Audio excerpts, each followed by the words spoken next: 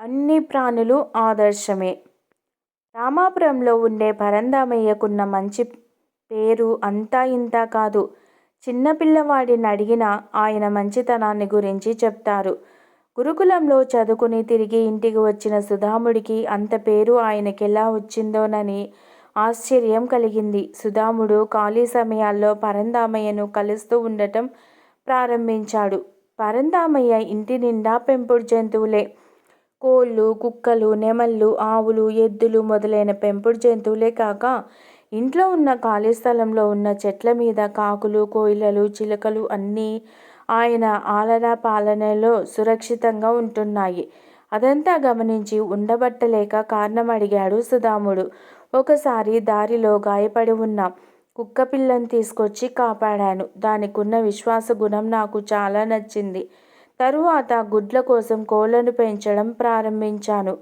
బద్ధకం లేకుండా అవి ఉదయాన్నే తాము లేవడమే కాక ఊరంతటిని తమ కూతలతో లేపడం నాకు నచ్చింది. నేను ఉదయాన్నే లేవడం మొదలుపెట్టాను. అందువల్ల నాకు రోజులో బోలెడంత సమయం కలిసి వస్తుంది.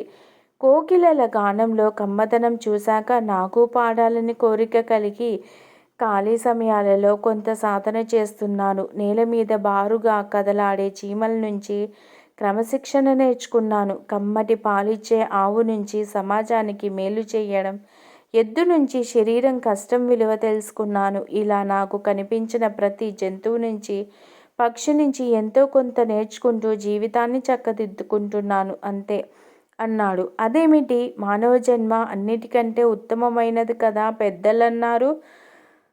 మీరు పక్షులు, జంతువుల నుంచి నేర్చుకోవాలంటున్నారే అన్నాడు సుధాముడు. నువ్వు చెప్పింది నిజమే. జన్మతోనే ఎవరూ ఉత్తములు కాలేరు. నేను ప్రతి ప్రాణి నుంచి ఎంతో కొంత నేర్చుకుంటూ ఉత్తమంగా ఉండడానికి ప్రయత్నిస్తున్నాను అన్నాడు పరంధామయ్య. సుధాముడికి ఆ మాటలు ఎంతగానో నచ్చాయి.